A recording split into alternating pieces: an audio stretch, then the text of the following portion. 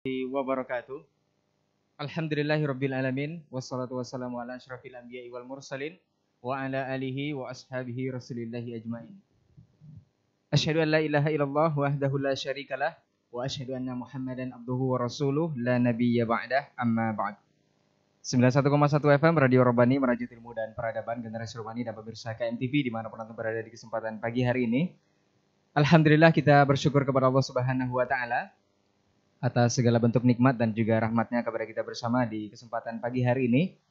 Kemudian salawat dan salam kepada Nabi Muhammad SAW selaku uswah hasanah kita dalam kehidupan. Kita bermohon juga salawat ini tersampaikan selalu hendaknya kepada seluruh keluarga beliau, kepada para sahabat dan juga tentunya kepada orang-orang yang senantiasa istiqomah menjaga dan menjalankan ajaran serta sunnah-sunnah beliau hingga hari kiamat kelak. Baik, generasi Robani dan pemirsa KMTV dimanapun Anda berada serta ikhwah sekalian yang sudah juga berkesempatan hadir di studio. Kita kembali di program Diktat, Dialog Ilmuwan Islam bersama Ustadz untuk episode ke-24 untuk pagi hari ini. Alhamdulillah ketiga narasumber kita sudah berkesempatan hadir di studio. Mari kita sapa dulu masing-masing beliau yang sangat luar biasa untuk kesempatan pagi hari ini. Ustadz Dr. Dasman Yahya Mali LCMA Hafizahullah Ta'ala. Assalamualaikum Ustadz. Kabar baik Ustadz. Alhamdulillah Ustadz. Kemudian Ustadz Dr. Helmi Basri LCMA Hafizahullah Ta'ala. Assalamualaikum Ustadz. Sehat Ustadz.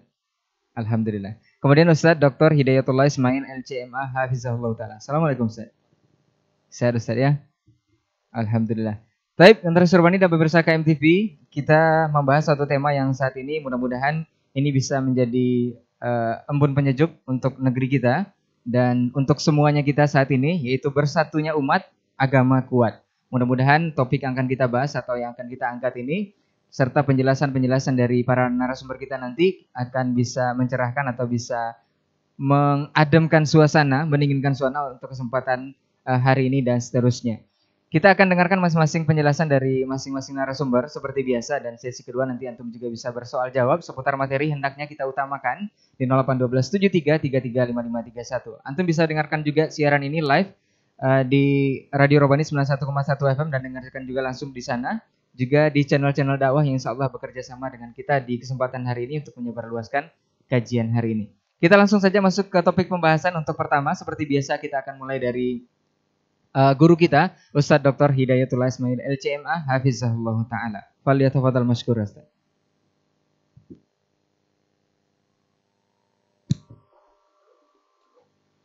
Bismillahirrahmanirrahim. Assalamualaikum warahmatullahi wabarakatuh. Alhamdulillahilladzi allafa baina qulubina fasbahna bi ni'mati ikhwana. Asyhadu an la ilaha illallah wahdahu la syarikalah wa asyhadu anna Muhammadan abduhu wa rasuluhu alladzi la nabiyya ba'dah. Ya ayyuhalladzina amanu taqullaha ittaqullaha haqqa tuqatih wa la tamutunna illa wa antum muslimun. Wa qala ta'ala ya ayyuhalladzina amanu ittaqullaha wa qulu qawlan sadida yuslih lakum a'malakum wa yaghfir lakum dhunubakum wa man yuti'illaha wa rasulahu faqad faza fawzan 'azima. Subhanaka la ilma lana illa ma 'allamtana innaka antal alimul hakim.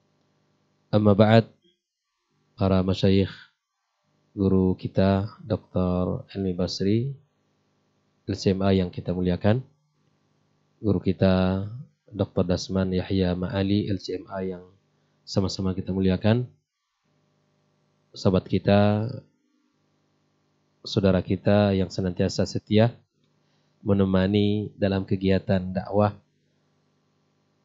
Akhuna Al-Fadil Rai Imran, dan teman-teman yang berada di studio, para ikhwah yang telah mengokohkan niatnya untuk berkhidmat di jalan Allah Subhanahu wa taala. Saudara kita Akhuna Adnan dan saudara kita Asy-Syafi'i. Hafizakumullah wa ra'akum jami'an. Kaum muslimin, kaum muslimat, saudara-saudari, para pendengar Radio Robani dan para sahabat pecinta KMTV dimanapun berada, Alhamdulillah, puji dan syukur kepada Allah Subhanahu wa taala. Pagi ini kita dalam keadaan sehat walafiat. Kita dijaga Allah dari segala keburukan dan dari segala sesuatu yang akan membuat kita tidak bisa melaksanakan syariatnya yang mulia ini. Alhamdulillah, pagi ini kita kembali bisa duduk bersama para masyayikh. Ya, semoga Allah Subhanahu wa taala menjaga mereka semuanya, menjaga dari apa yang mereka lakukan, terjaga dari segala bentuk fitnah dan keburukan. Allah berkahi juga keluarga mereka. Allah berkahi ya perjuangan dan dakwah mereka. Amin ya rabbal alamin. Kemudian ucapan salat dan salam marilah senantiasa kita sampaikan untuk kekasih kita Muhammad sallallahu alaihi wasallam. Mudah-mudahan ucapan ini menjadi salah satu tanda dari sekian banyak tanda kita mencintai Rasulullah sallallahu alaihi wasallam, karena ucapan salawat merupakan doa yang luar biasa yang diajarkan Allah Subhanahu wa taala kepada kita agar kita mengucapkan untuk Nabi kita sallallahu alaihi wasallam, untuk keluarganya dan para sahabat yang telah berjuang bersamanya, dan kepada seluruh kaum muslimin yang senantiasa berada di atas agama yang mulia ini sampai hari kiamat kelak. Ma'asyiral hadirin wal hadirat, para pendengar Radio Robani dan KMTV dimanapun berada, kita membicarakan satu tema yang sangat penting, satu tema yang sangat luar biasa, yaitu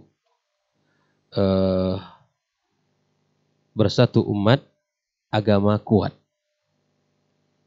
Ini satu tema yang sangat penting untuk kita bahas, karena sesungguhnya kita semua menginginkan persatuan dan kita juga menginginkan umat ini kokoh, tegak dan kuat di muka bumi Allah Subhanahu wa taala. Kalau kita melihat Al-Qur'anul Karim dan hadis-hadis Rasulullah sallallahu alaihi wasallam, maka sesungguhnya kita memang diperintahkan Allah untuk bersatu. Allah perintahkan kita untuk bersatu. Tidak satu ayat di dalam Al-Qur'anul Karim dan tidak satu hadis dari hadis-hadis Rasul sallallahu alaihi wasallam yang menjelaskan kepada kita kita harus bersatu. Sungguh sangat banyak ayat-ayat Al-Qur'anul Karim yang menyuruh kita, yang mengingatkan kita untuk berada di atas persatuan, untuk berada di atas agama Allah Subhanahu wa taala ini. Nah, mari kita lihat salah satu ayat yang Allah Subhanahu wa taala sebutkan kepada kita adalah wa'tasimu bihablillahi jami'an wa la tafarraqu. Hendaklah kalian berpegang teguh dengan hablillah. Di antara makna hablillah adalah yang disebut oleh para ulama kita adalah huwal Qur'anul Karim. Sebagaimana dalam sebuah hadis yang marfu' kepada Rasulullah sallallahu alaihi wasallam ketika menyebutkan tentang sifat Al-Qur'anul Karim, huwa hablullahil matin wa siratuhul mustaqim. Dialah tali Allah Subhanahu wa taala yang kuat dan jalan yang lurus. Nabi kita sallallahu alaihi wasallam yang menyebutkan bahwa Al-Qur'an itu adalah talinya Allah Subhanahu wa taala dan dia merupakan jalan yang lurus. Dan Allah Subhanahu wa taala mengatakan kepada kita wa'tasimu bihablillahi jami'an wa la tafarraqu. Karena kalau kita nanti berbeda, kalau kita nanti berpecah, maksudnya kalau kita berpecah dalam bab ini, maka akan ada dua hal yang akan kita dapatkan efek buruknya. Di dalam ayat yang lain Allah katakan wa'ati'ullaha wa rasulahu wa la tanaza'u. Taatlah kalian kepada Allah dan taatlah kalian kepada Rasulnya. Ini adalah nasihat, bimbingan, petunjuk yang Allah berikan kepada kita agar kita bisa taat kepada Allah dan agar bisa kita taat kepada Rasulnya. Setelah pesan taat itu Allah katakan wala tanaza'u. Jangan kalian berpecah belah, jangan kalian berantem. Wala tanaza'u. Karena kalau kita berpecah belah, kalau kita umat ini tidak bersatu, akan ada dua kebaikan yang akan hilang. Akan ada dua kebaikan yang hilang di tengah-tengah umat ini. Yang pertama apa? Fatabshalu. Fatabshalu, subhanallah. Al-fashal, ya kita akan gagal. Kita akan merugi semuanya. Kita akan merugi. Dan kita akan kehilangan banyak kebaikan. Yang kedua, watadhhaba rihukum. Rih adalah kekuatan. Maka akan hilang kekuatan kita. Akan hilang kekokohan kita. Makanya hari ini kita mencoba untuk menggali bagaimana Al-Quranul Karim memandu kita dan bagaimana Rasulullah SAW menyatukan umat ini. Karena kalau umat ini berpecah belah, umat ini tidak bersatu, maka agama ini tidak akan kuat. Kita akan kehilangan kekuatan kita dan kita akan kehilangan banyak kebaikan kita. Oleh ikhwanikum muslimin rahimakumullah. Nah, tentu kita harus sadar bahwa persatuan yang kita inginkan tentunya persatuan di atas agama Allah Subhanahu wa taala. Karena hari ini subhanallah masing-masing kelompok, masing-masing organisasi, masing-masing orang akan mengatakan kami bersatu di atas Al-Quran dan Sunnah. Kami bersatu di atas dalil Al-Quran dan Sunnah. Tapi ada satu hal yang mesti kita ingat. Ketika kita mengingat persatuan ini, tidak hanya ada pada ayat Al-Quran dan kembali kepada Al-Quran, kembali kepada As-Sunnah, tetapi mesti ditambah dengan pemahaman as-salafil ummah. Karena kalau masing-masing mencoba untuk memahami ayat dengan pemahamannya sendiri atau memahami hadis Rasul sallallahu alaihi wasallam dengan pemahamannya sendiri tanpa melihat kepada generasi yang telah diberikan oleh Rasulullah SAW kalimat jaminan. Khairul quruni qarni, thumma alladhina yalunahum, thumma alladhina yalunahum.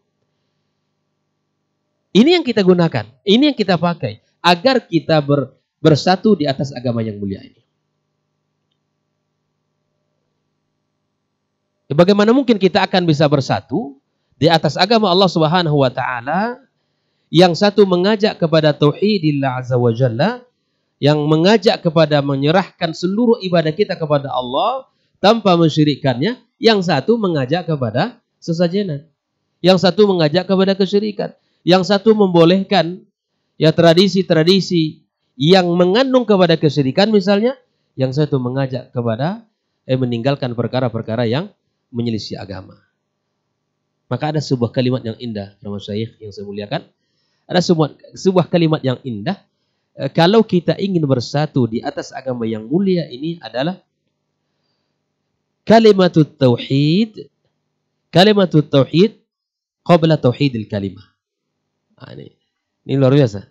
Jadi yang mesti kita satukan adalah kalimat tauhid itu. Kalimat la ilaha illallah dengan pemahaman yang benar, dengan konsekuensi yang benar, dengan apa yang telah dituntun oleh syariat yang mulia ini. Kita harus berada di atas ini sebelum kita menyatukan kalimat dengan visi misi, dengan tujuan ini dan itu. Itu sangat mudah. Kalau hati kita ini sudah di atas agama yang benar, di atas kalimat tauhid yang benar, insya Allah fisik ini mudah. Yang lain itu akan mudah untuk kita satukan. Makanya hati ini menyatukan umat ini sangat berkaitan dengan menyatukan hati. Contoh, di antara syarat yang mulia ibadah salat. Ibadah salat ini kan salah satu ibadah yang sifatnya secara zahir. Makanya imam diminta untuk sawwu sufufakum. Bahkan dalam ungkapan yang lainnya, ya, bahwa ketika imam mengatakan la tusawwudna sufufakum, gitu Ustaz ya. Ya, hendaklah kalian ini meluruskan saf-saf kalian. Itu kan ibadah zahir kita. Sebelum kita salat, imam mengingatkan makmum, luruskan saf kalian. Luruskan ya saf kalian.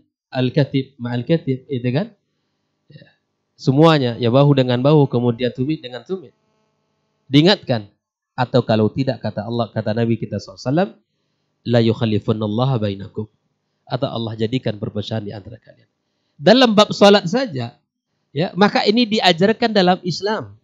Bahwa Islam itu agama yang menyatukan. Agama yang menginginkan persatuan. Makanya kalau niat kita sudah sama kepada Allah Subhanahu wa taala, hati kita sudah sama-sama menuju Allah Subhanahu wa taala, bisa kita bersatu. Makanya sekali lagi saya katakan bahwa yang pertama kali adalah kalimat tauhid, itu yang menjadi pondasi awal kita sebelum tauhidul kalimah. Karena kalau sudah sama ya hati kita di atas pemahaman agama yang benar, di atas pemahaman para sahabat, para tabi'in dan tabi'in, insyaallah hati kita mudah bersatu. Baru setelah itu menyatukan visi misi, menyatukan tujuan, itu sangat mudah. Ikhwani kaum muslimin rahimakumullah. Dan Islam membawa persatuan. Sebagaimana sejarah membuktikan itu, ketika Rasulullah sallallahu alaihi wasallam diutus ke muka bumi ini menjadi seorang rasul, diangkat menjadi seorang rasul, kita tahu bahwa kondisi dan keadaan kota Mekah ya penuh dengan perpecahan. Bangsa Quraisy dengan segala kejahilian mereka penuh dengan perpecahan-perpecahan. Penuh dengan pertikaian-pertikaian.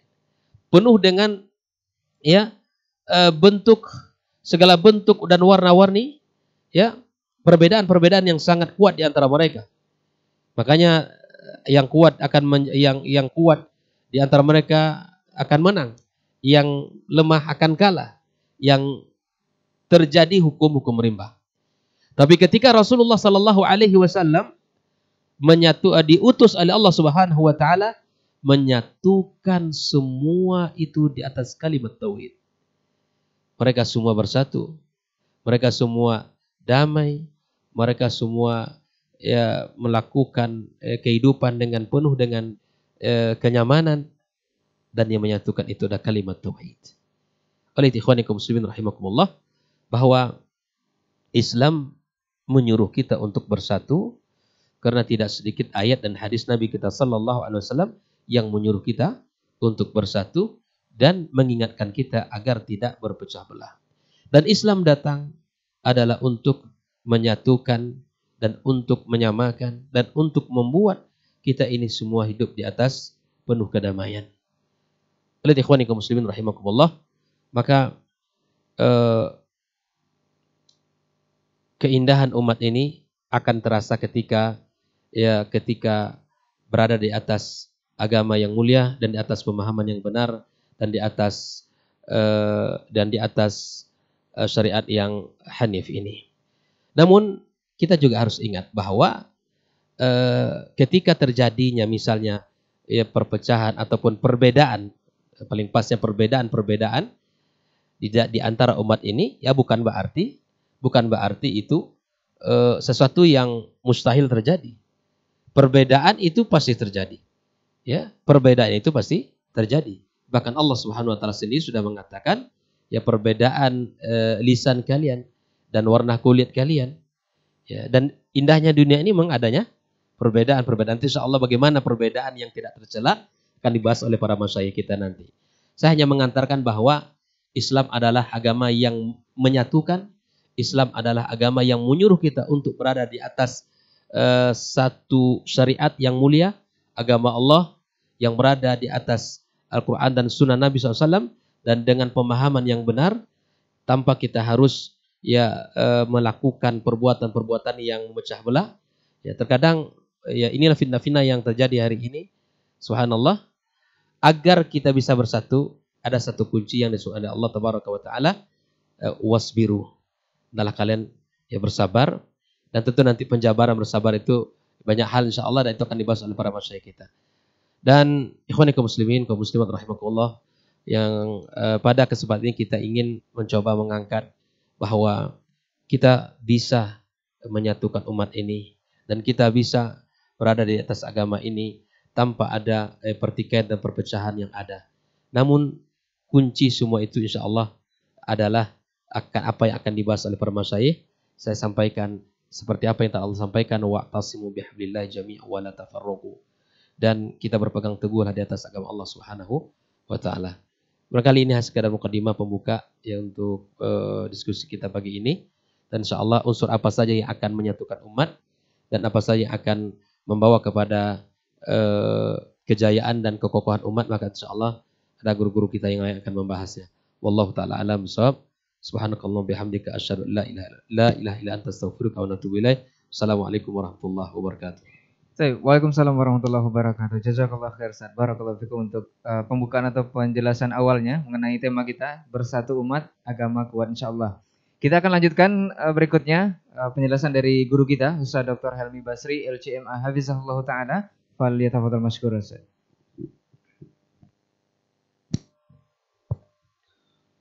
Bismillahirrahmanirrahim. Alhamdulillah.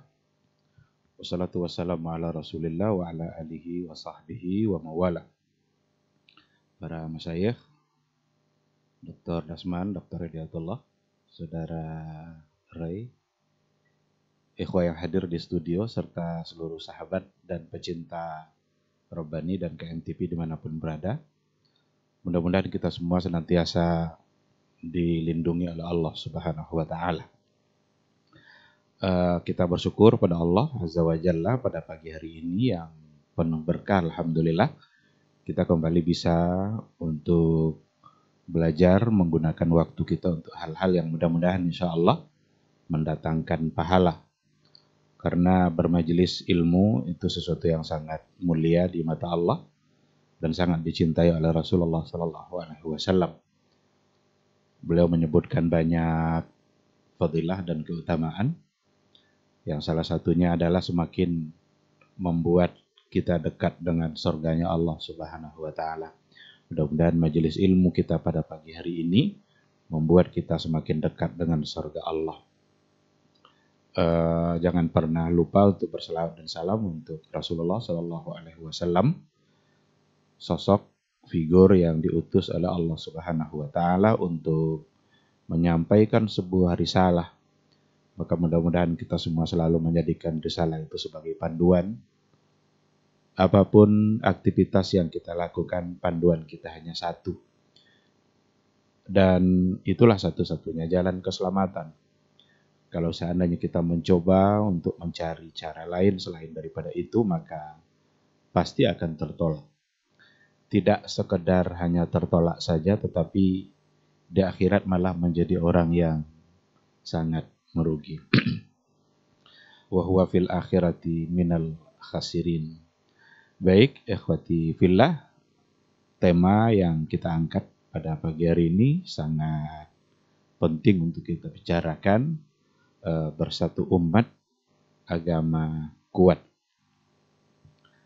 Kalau saya memandang judul ini, penekanannya ada pada yang pertama sebenarnya, bersatu umat. Bukan pada agama kuat. Karena agama kuat itu sudah pasti. Sebab yang membelanya adalah Allah Subhanahu wa Ta'ala.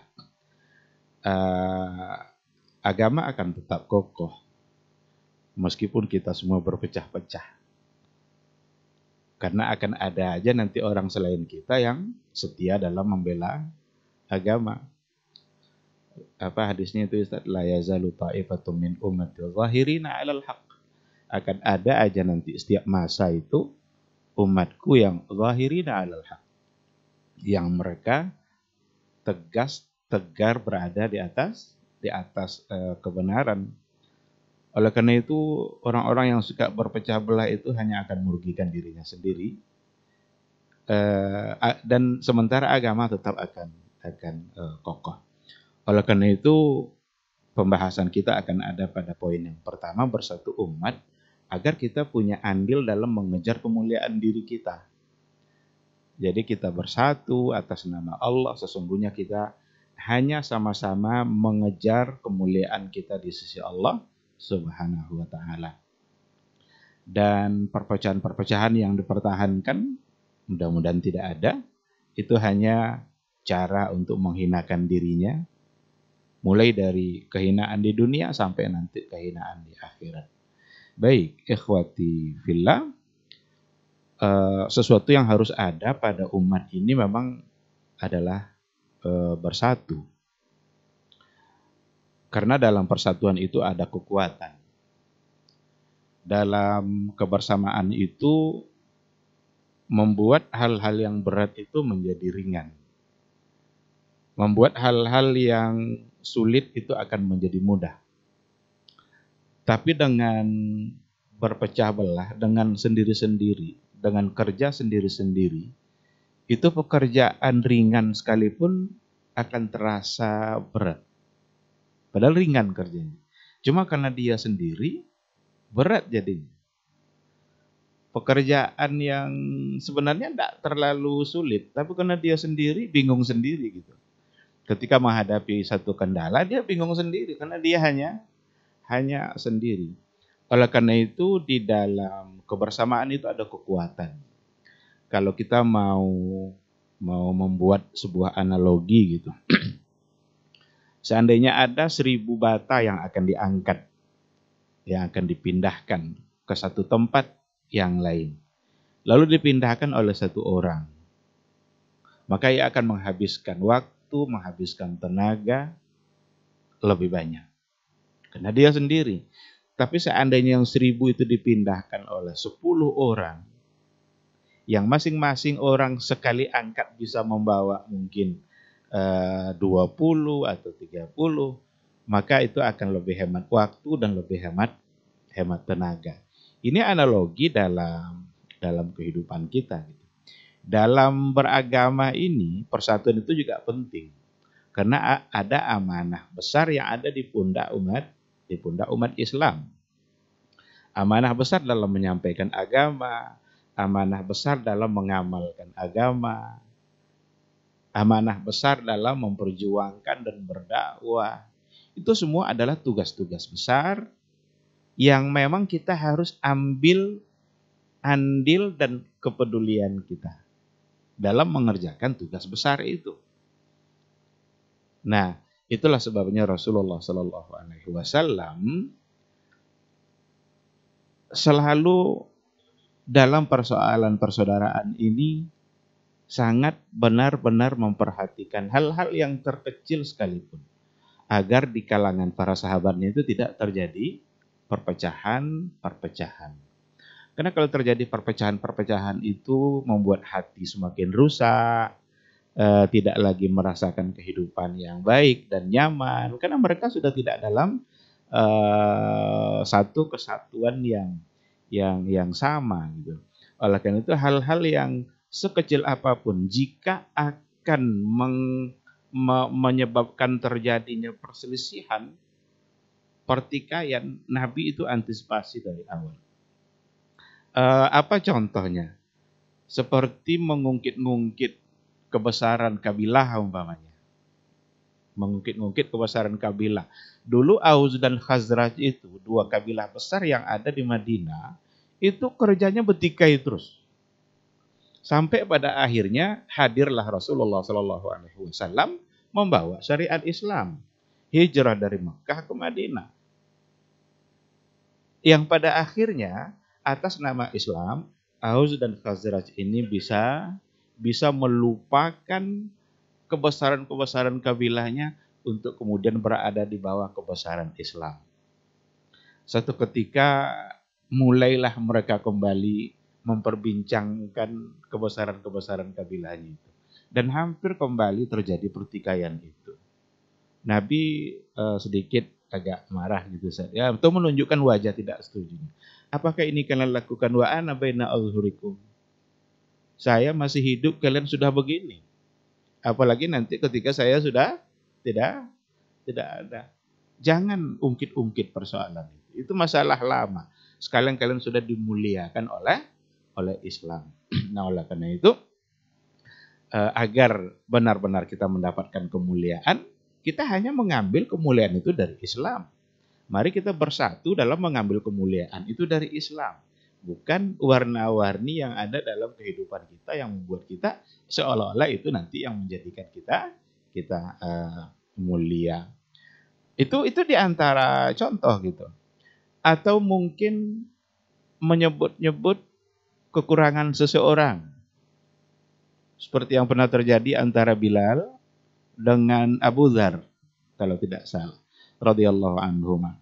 Abu Dzar memanggil Bilal dengan panggilan yang sedikit, bukan sedikit sebenarnya dalam pandangan Nabi itu. Ada ungkapan yang ternyata di situ bagi Rasul itu sudah sangat tidak boleh gitu. Ketika Abu Dzar memanggil Bilal itu dengan wahai laki-laki yang hitam, rajulun ibnu sauda, ya ibnu sauda, wahai anak orang yang hitam gitu. Dan memang Bilal hitam. Jujur juga Abu Dzar saat memanggil Bilal karena hitam. Tapi terkadang kejujuran seperti itu malah menjadi arti yang lain, karena seolah-olah di situ ada sedikit unsur di mana menunjukkan bahwa seolah-olah Bilal derajatnya lebih rendah karena hitamnya itu. Dengar sama Nabi kan sallallahu alaihi wasallam, dicegah langsung oleh Rasul, ya Abu Dzar, innaka rajulun fika mru'un minal jahiliyah. Wahai Abu Dzar, kamu ini pada kamu masih ada sisa-sisa jahiliyah ini kalau begitu. Nah, kenapa Nabi melarang? Karena ungkapan-ungkapan seperti itu bisa menimbulkan perselisihan. Ini sebenarnya adalah gambaran bagaimana kebersamaan itu harus tetap terjaga dan gak boleh dicederai. Umat itu harus bersatu. Maka Nabi dengan hal-hal yang sekecil seperti itu dia mengantisipasi. Apalagi dengan hal-hal yang besar. Hal yang besar tentu saja. Nabi keluar dari rumahnya lalu ketemu dengan beberapa orang sahabat yang memperbincangkan persoalan takdir saja. Masalah takdir. Mereka berbantah-bantah dalam masalah takdir. Oh, gimana ini dalam masalah takdir begini. Itu juga sesuatu yang oleh Nabi dicegah langsung. Itu urusan Allah. Masalah takdir itu masalah gaib. Kita tidak akan bisa memberikan keputusan pasti karena masalah gaib itu yang tahu hanyalah Allah Subhanahu wa ta'ala. Oleh karena itu jangan timbulkan kebencian dengan perdebatan terhadap hal-hal yang kita sendiri tidak akan sampai ke titik yang sesungguhnya gitu. Berapa banyak sekarang perdebatan dalam masalah gaib? Mereka cenderung untuk memperdebatkan masalah gaib gitu kan. Masalah Allah, masalah sifat Allah, masalah hal-hal yang berkaitan dengan zatnya Allah, itu semua adalah masalah gaib. Yang kalau seandainya kita perselisihkan juga, itu pasti akan menimbulkan perdebatan. Karena dulu mereka juga sudah ada yang memulai perdebatan itu, tapi langsung dicegah oleh Rasul. Nah, oleh karena itu, bukan untuk diperdebatkan masalah-masalah gaib, tapi untuk diimani gitu. Nah, kalau seandainya mau diperdebatkan juga, itulah yang akan menyebabkan terjadinya perselisihan. Maka kelompok-kelompok, aliran-aliran yang berbantah-bantah dalam persoalan kalam itu karena mereka memperbantah-bantahkan masalah-masalah gaib, masalah-masalah sifat Allah yang seharusnya konsepnya jelas, ambil apa yang datang dari Rasulullah Shallallahu Alaihi Wasallam agar tetap bersatu. Tapi kalau enggak nanti akan tetap saja nanti berselisih.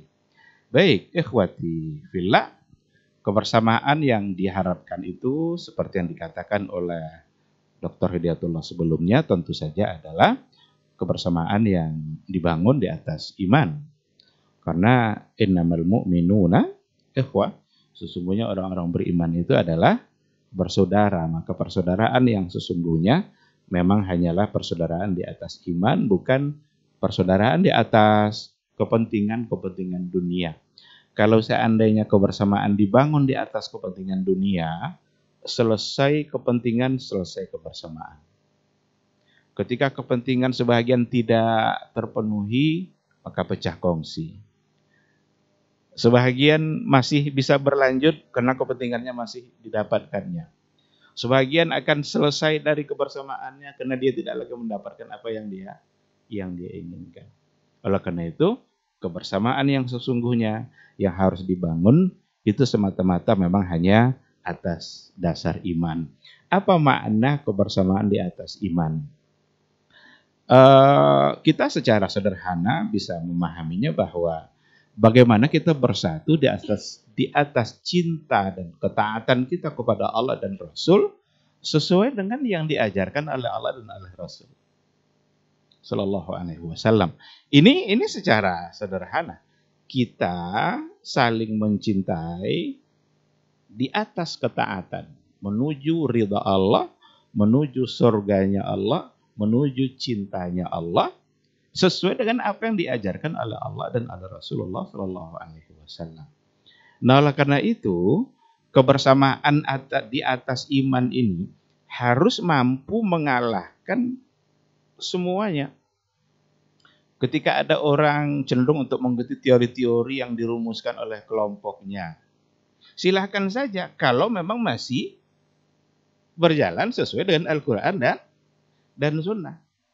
Tapi ketika ada pernyataan-pernyataan atau mungkin rumus-rumus yang dibuat oleh banyak orang, oleh kelompok-kelompok tertentu, seandainya itu sudah tidak sesuai lagi, sudah bertentangan dengan Al-Quran dan Sunnah, ini rumusnya harus ditinggalkan. Nah, ini bersama di atas iman. Jadi kita tidak bersama di atas kelompok. Silakan saja kelompok-kelompok tertentu selagi di atas iman, selagi ada Al-Quran dan ada Sunnah Rasul. Karena kadang-kadang dengan adanya komunitas seperti itu mendukung dia untuk berbuat baik gitu. Ada orang yang minder bersama komunitas yang lain. Sekarang dibuatnya satu komunitas. Dan tujuannya adalah untuk membela agama Allah.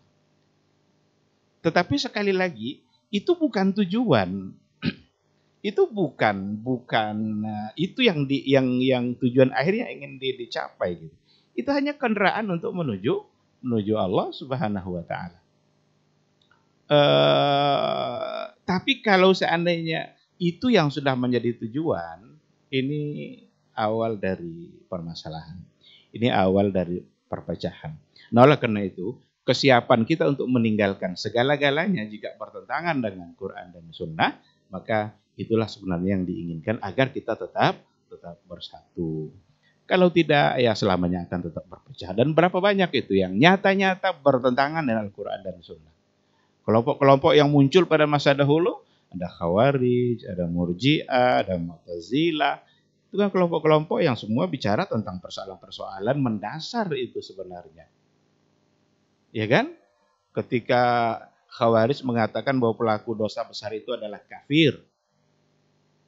Pelaku dosa besar oleh orang-orang Khawarij itu adalah kafir. Itu di antara fikrahnya ya. Ini kan jelas bertentangan. Nah, siap enggak untuk meninggalkan fikrah itu ketika bertentangan dengan Quran dan Sunnah? Betul ya? Orang Syiah umpamanya, mereka punya doktrin-doktrin agama yang sangat-sangat menyimpang. Kalau seandainya tetap berada di atas itu, berarti dia tidak lagi, kebersamaannya tidak lagi di atas iman, tidak lagi di atas Al-Quran dan Sunnah. Nah, oleh karena itu sekali lagi penekanan kita ada pada bagaimana kita tetap bersatu dan bersatu di atas Al-Quran dan Sunnah, dan tidak boleh hanya sekedar slogan-slogan begitu saja, harus dipahami dengan artian yang sesungguhnya.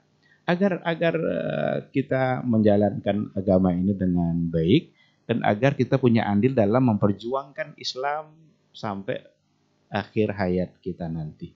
Karena jalan dakwah itu memang harus menjadi pilihan kita. Karena itu adalah perbuatan amal yang sangat mulia, amal para anbiya, amal para rasul. Rasul itu kan diutus memang untuk itu kan yu'allimuhumul kitaba wal hikmah, agar mengajarkan Al-Quran, mengajarkan sunnah. Di antara hikmah itu ada yang mengartikan sunnah. Nah, karena itu ketika kita mengambil jalan itu, maka itu satu amal yang mulia dan kita mesti bersatu dalam membela agama Allah Subhanahu wa Ta'ala. Begitu saya kira, sekedar menggambarkan bagaimana umat memang harus bersatu. Jadi saya ingin mengulang kembali bahwa bagaimana kita siap untuk meninggalkan apa yang barangkali selama ini sudah menjadi keyakinan kita. Tapi ternyata setelah kita belajar terus, ada sesuatu yang di situ mungkin agak keliru. Siap enggak kita meninggalkan? Ketika kita meninggalkan hal yang lama, itu bukan berarti kita sedang melecehkan guru-guru kita yang mengajarkan dulu. Nah, karena ada syubhat dalam masalah seperti ini nih. Ketika guru-guru kita sudah pada meninggal semua, kita mendapatkan satu bentuk ilmu dari dia. Mereka orang-orang baik sudah meninggal, yang mudah-mudahan mereka masuk surga semua. Tapi ketika kita hari ini tahu bahwa ada sedikit kekeliruan dari apa yang kita dapatkan, kita harus ambil yang baik itu. Dan kita tidak sedang menghina guru kita. Mereka orang-orang baik yang sudah mengajarkan kita, yang mungkin saja mereka dulu tidak mengetahuinya. Kalau kita ikutkan dia dalam persoalan itu, kita bermasalah, dia tidak. Karena dia sudah selesai urusan dia di dunia ini. Nah, oleh karena itu, fungsikan bahwa kita belajar gitu. Belajar itu bukan sekadar mengulang-ulang yang lama, tapi menambah hal yang baru yang memang kita belum mengerti. Nah, ini perlu diberikan penjelasan sebenarnya dengan lebih luas dan lebih mendalam, tapi setidaknya kita singgung sedikit seperti itu, mudah-mudahan bisa membuat kita berpikir gitu. Saya banyak menemukan orang-orang yang seperti itu. Sulit dia untuk menerima perubahan kepada hal yang baru yang memang oleh para ulama itu yang lebih baik gitu. Hanya karena ingin menghormati guru. Kita kalau baca sejarahnya para ulama, berapa banyak murid tidak sesuai dengan guru. Murid Imam Syafi'i berapa banyak itu? Banyak hal-hal yang bertentangan atau setidaknya dia tidak mengambil pandangan Imam Syafi'i. Jangankan muridnya, Imam Syafi'i sendiri, dia punya pendapat baru meninggalkan pendapat lama. Apakah dia tidak menghargai dirinya sendiri? Karena dia mengambil hal yang baru lalu dia tinggalkan yang lama. Maka dikenallah qaul qadim qaul jadid. Jadi mari kita berpikir gitu. Ini agama Allah, syariat Allah. Kita punya tanggung jawab sendiri-sendiri nanti di hadapan Allah Subhanahu wa Ta'ala. Oleh karena itu, fanatik kepada guru, fanatik kepada golongan, fanatik kepada mazhab, itu sama sekali jangan pernah ada pada diri kita, karena sesungguhnya kita masing-masing akan mempertanggungjawabkan semua bentuk amalan dalam kehidupan kita di akhirat nanti langsung di hadapan Allah Subhanahu wa Ta'ala. Kita tidak bisa bilang, oh saya dulu tidak mau berubah karena guru saya ngajar begini. Tidak bisa. Tanggung saja nanti ancamannya dari Allah Subhanahu wa Ta'ala. Nah, oleh karena itu, ikhwati fillah, mari sama-sama kita bangun kebersamaan ini di atas Al-Quran dan Sunnah. Kita kembali kepada Allah, kita kembali kepada Rasulullah Sallallahu Alaihi Wasallam atas nama iman.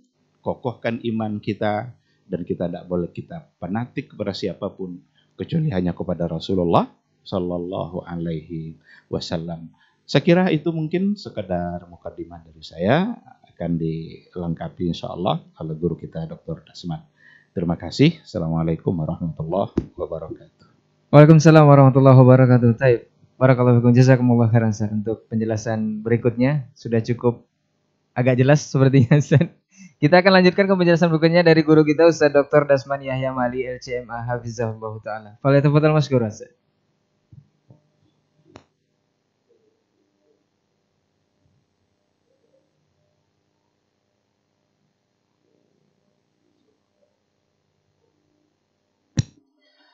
Bismillahirrahmanirrahim. Assalamualaikum warahmatullahi wabarakatuh. Fadilat Dr. Helmi Basri, Fadilat Syekh Dr. Hidayatullah Ismail, wa Sa'adatul Ustaz Ray Imran, wa bakatil ikhwah di studio Kampar Mengaji, Hafizakumullah al-Bari. Assalamualaikum warahmatullahi wabarakatuh. Alhamdulillah, wassalatu wassalamu ala rasulillah wa ala alihi wa ashabihi wa man walah. Ashhadu an la ilaha illallah wahdahu la syarika lah jalla fi'ulah, wa ashhadu anna muhammadan abduhu wa rasuluh umirna bittiba'i hudah sallallahu alaihi wa ala alihi wa ashabihi wa man tabi'ahum bi ihsan wa bi athari iqtafa. Amma ba'du, fa aula ma yuftatahu bihi hadhihi al-kalimah al-wasiyatu bi taqwallah jalla wa ala, fa innahu qad faza man ittaqa. Para masyayikh di studio, para ikhwani yang bertugas baik di Kampar Mengaji, Radio Rabbani, ataupun media-media lain yang bekerja sama, para pemirsa KMTV dan TV lainnya, para pendengar yang setia di 91,1 FM Merajuk Ilmu dan Peradaban, dan seluruh kaum muslimin dan muslimat, para alim ulama, para kiai, para nyai, para ustadz, ustadzah, da'i-da'iyah, serta para penuntut ilmu, saudara-saudara dan saudariku dimanapun berada.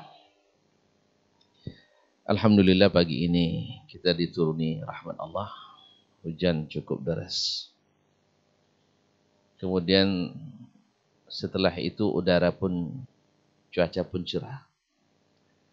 Mudah-mudahan sesejuk hati kita, secerah harapan kita, bahwasanya janji-janji Allah insya Allah akan terlaksana. Bahwasanya wal aqibatu littaqwa, akibat yang baik itu, kesudahan yang baik itu bagi ketakwaan.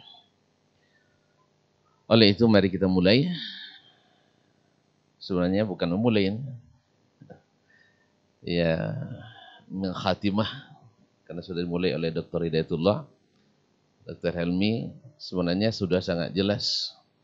Jadi saya takut kalau saya jelaskan lagi tambah tidak jelas. Tapi adab majelis, ada kata tentu disambut, setidaknya disimpulkan. Oleh sebab itu saya ucapkan dengan bismillah. Mari kita menambah ketakwaan, menambah iman, dan juga menambah ilmu. Mudah-mudahan menjaga kita senantiasa berada di jalan yang benar. Kita semuanya berusaha, taufik semata-mata dari Allah SWT. Maka kepadanya kita memohon, mudah-mudahan diberikan taufik dan hidayah. Rabbi syrah li sadri wa yassir li amri wahlul 'uqdatam min lisani yafqahu qawli. Ma'asyiral musyahidin wal mustami'in wal musyahidati wal mustami'at, a'azzanillah wa iyyakum. Sesungguhnya seperti kata Kiai Helmi tadi, agama ini kuat binisbati li dzatihi. Agama ini Allah yang punya, Allah yang memiliki, Allah yang Maha Kuasa. Tanpa kita, agama ini tetap eksis. Tetapi Allah memberikan kita peluang untuk mendapatkan bagian yang membuat kuburan kita lapang dan hisab kita di akhirat senang. maka Allah buka pintu-pintu untuk kita ikut berjuang, dimulai dengan imamnya para pejuang, Nabi besar kita Muhammad sallallahu alaihi wasallam. Kita sama-sama tahu ketika membaca sirah nabawiyah, Nabi diutus di saat umat jauh daripada agama, jauh daripada ilmu, jauh daripada hidayah. Dan natijahnya jelas. Mereka terpecah belah, berkeping-keping. Masing-masing menganggap dia yang lebih harus diikuti. Yang lain memaksa untuk dituruti. Akhirnya keras bertemu keras. Akhirnya harus beradu senjata yang keras. Siapa yang menang? Dia berkuasa. Yang kalah harus tunduk kepadanya. Sambil tetap berupaya untuk mengalahkan lagi. Dan begitu seterusnya. Karena yang menjadi patokan mereka itu adalah bukan kalam ilahi, bukan warisan para nabi, tetapi adalah hasil olahan akal mereka yang terbatas, intelektualitas mereka yang sangat-sangat sempit. Dari situ kita dapat mengambil kesimpulan bahwasanya meninggalkan agama itu membuat perpecahan semakin parah. Dan bahwasanya menerapkan agama membuat kesatuan dan persaudaraan semakin kokoh. Karena apa? Karena agama ini datang dari yang maha segalanya. Dia maha tahu apa yang harus dilakukan dan tahu apa hasil yang akan didapatkan. Maka usaha Nabi SAW dengan berusaha berjuang, berjihad dalam bab dakwah ini dengan segala kemampuan yang Allah berikan sebagai salah satu konsekuensi daripada dakwah yang diperintahkan.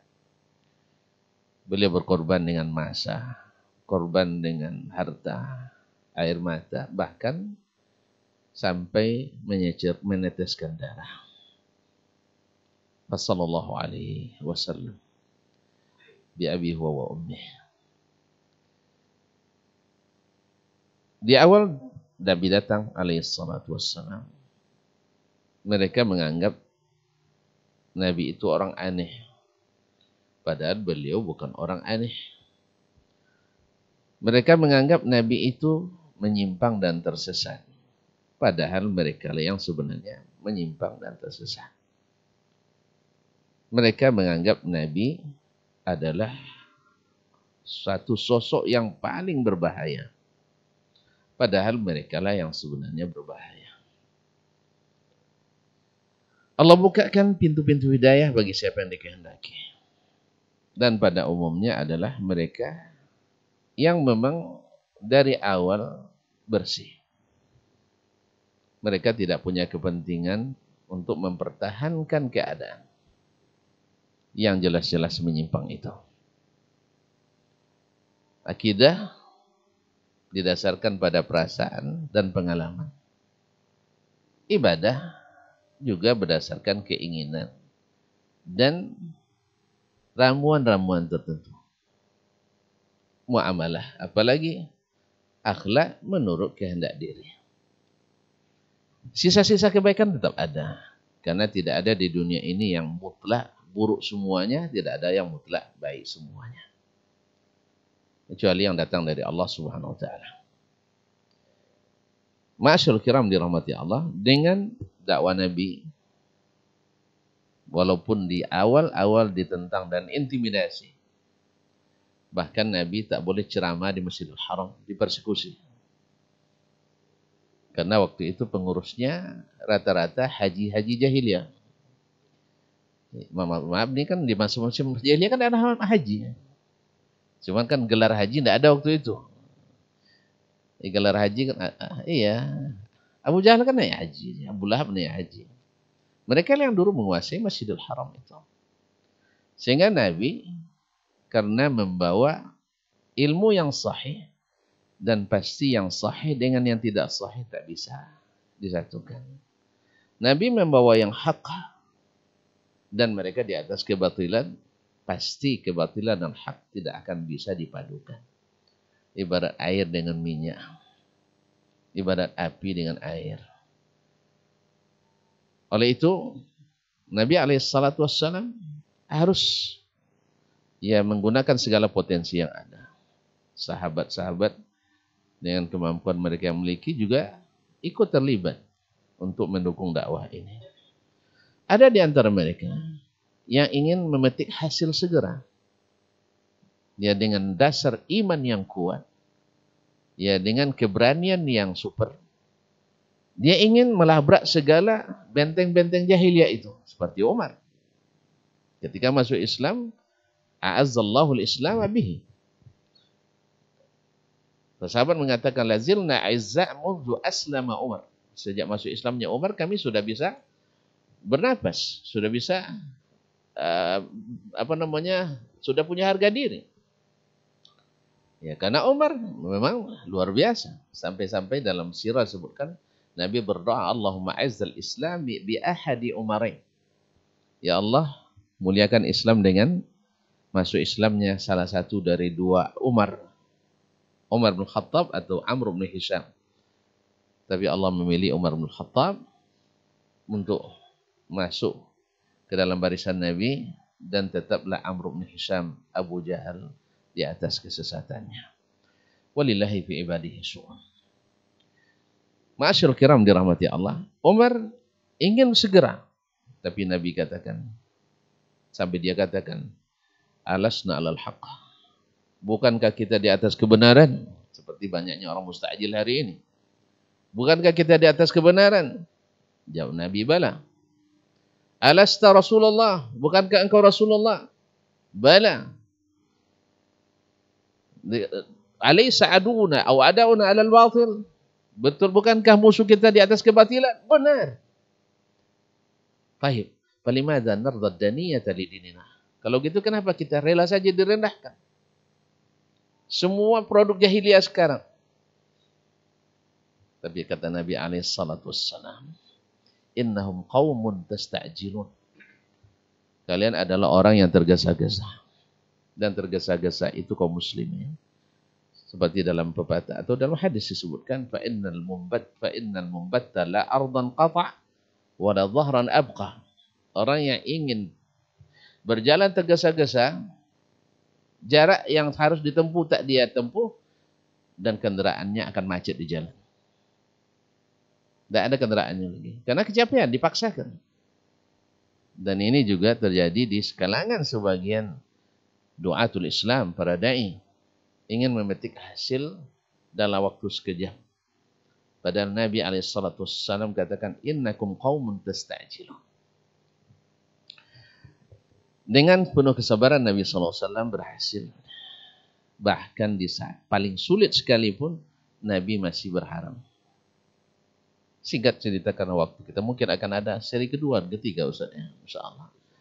Nabi SAW berhasil dalam waktu yang mengundang decak kagum musuh, termasuk musuh Islam, orang-orang orientalis.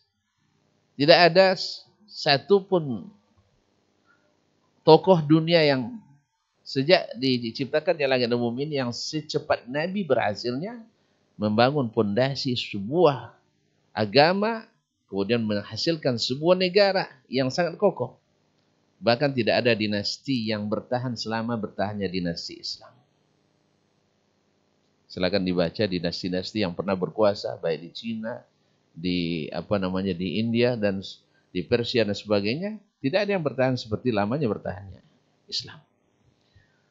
Oleh sebab itu patutlah kalau seandainya Islam itu dianggap sebagai musuh bersama.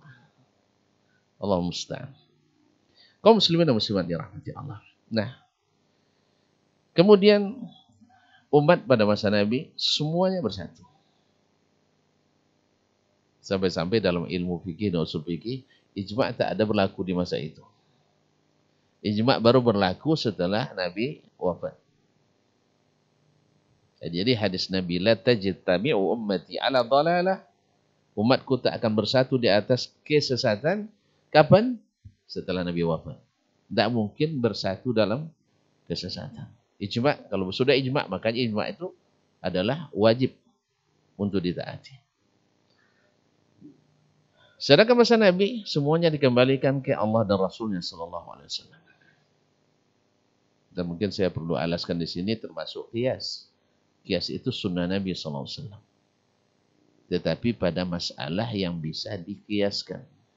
Ini keluar pula video saya ilmi nanti kan. Nah, qiyas itu adalah adalah cara pikir syaitan katanya.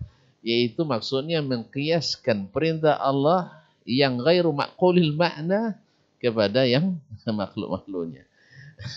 Kadang banyak yang setengah paham nih Ustaz, harap sabar saja ya. Yang setengah paham, ya sampai-sampai juga ada yang sekelas dokter fikih tidak paham masalah qiyas itu adalah sudah dipakai sejak zaman Nabi. Kita katakan dalam masalah ijtihad, masalah hukum, karena bisa dikomparasikan, qiyas berlaku. Tapi bila ada ucapan nanti ketika membahas masalah akidah, sifat-sifat Allah, maka qiyas tak berlaku. Apa sebab? Karena qiyas itu harus ada wajah syabahnya, harus ada kesamaannya. Illa jami'a baina al-amrain. Ini kadang-kadang mohon maaf nih, harus juga dijelaskan seperti ini. Kalau enggak nanti jadi potong lagi. Ya, innalillah. 3 orang dokter tidak paham qiyas dan Allah musta'an. Kaum muslimin dan muslimat dirahmati Allah SWT. Nabi SAW berhasil melakukan segala menjadikan umat fokus pada kitabullah dan sunnah Rasulullah SAW, sehingga mereka menikmati beribadah ikhlas karena Allah dan hanya mengikut Rasulullah SAW. Mereka berjihad ketika belum bertemu dengan Nabi, belum sampai dalilnya, maka mereka setelah bertemu Nabi bertanya. Ada yang benar, Nabi takrir. Ada yang salah, Nabi bilang jangan diulangi lagi. Ini juga harus dipahami bahwa yang dilakukan sahabat itu bukan bid'ah, tapi adalah ijtihad yang belum ada dalilnya. Mereka berjihad. Maka mereka setelah sampai ke Nabi, ada yang ijtihadnya disalahkan, ada yang dibenarkan, dan ada dua-duanya dibenarkan oleh Nabi SAW. Jadi hukumnya tidak sama semuanya. Ada yang diterima, ada yang ditolak. Ada yang terima dua-duanya, ada pula yang ditolak dua-duanya. Ini babnya bab fikih nanti insyaallah taala. Kalau nak gaji ini gaji sama Dr. Helmi nanti. Kalau bab akidah ngaji Ustaz Dayat. Ya. Nah, kaum muslimin dan muslimat dirahmati Allah SWT. Nah, setelah Nabi berhasil menyatukan umat ini sampai mereka bersifat wa yusiruna ala anfusihim walau kana biqasas. Sampai-sampai mereka bila disalahkan oleh Nabi, mereka cepat kembali. Sampai begitu. Salah, ya harus disalahkan. Dan mereka terima. Sami'na wa ata'na. Ma'asyarul kiram dirahmati Allah SWT. Sehingga yang akhirnya, mutaba'ah tamah li Rasulullah SAW. Lalu setelah Nabi SAW meninggal, dan bahkan sebelum beliau meninggal, beliau berpesan. Sebagaimana Allah juga dalam banyak ayat berpesan. Karena dengan sadar Nabi SAW sangat mengetahui. Karena Allah Maha tahu bahwasanya berbeda itu, ikhtilaf itu merupakan sunnatun kauniyah. Wala yazaluna mukhtalifin illa ma rahima rabbuk walidzalika khalaqahum. Tetapi bukan sunnatun syar'iyyah. Tapi bukan sunnah yang harus diteruskan. Bukan sunnah syar'iyyah. Ya, maksudnya di dalam masalah khilaf tadad. Kalau khilaf tanawu, sebenarnya tidak disebut khilaf masalah ini. Khilaf tanawu itu pada asalnya itu tidak disebut khilaf, itu variatif sifatnya. Tapi ketika idza utliqal khilaf, fal murad bihi khilafut tadad wa tanaqud. Maka ketika itu Nabi SAW ingatkan. Tapi karena para ulama usul sudah mengklasifikasikan ada khilaf tanawu, ada khilaf tadad, maka di sini perlu kita tegaskan bahwa ketika idza utliqal khilaf fa khilafu at-tadad. Bukan menafikan khilafu at-tanawu. Tapi pada saat itu tidak dianggap khilaf sebenarnya. Hanya saja ini variasi suatu amalan. Nah, bila terjadi khilaf, Allah Subhanahu wa taala walaupun mentakdirkan terjadi khilaf, seperti yang dikabarkan Nabi SAW berhadis riwayat Ibnu Majah dan lainnya dari Anas bin Malik dan sanadnya sahih, sataftariqu hadhil ummah atau ummati ala 72. Riwayat Abdurrahman bin Auf adalah ala 73. Bukan juga riwayat Abu Hurairah dan Abu Sa'id Al-Khudri, banyak riwayat dalam masalah ini. Yang saya nukil ini riwayat Anas ibn Malik dalam Sunan Ibnu Majah, bahwasanya taftariqu ummati ala 72 firqah. Kulluha finnar illa wahidah. Akan terjadi perpecahan umat ini 72 golongan. Dan semuanya potensi masuk neraka. Nah, ini kalau sebut-sebut masuk neraka ini kadang di sini sebagian yang tidak jujur dalam berilmu, ini na'udzubillah, menyelipkan di sini bahwasanya kita mengafirkan 72 golongan.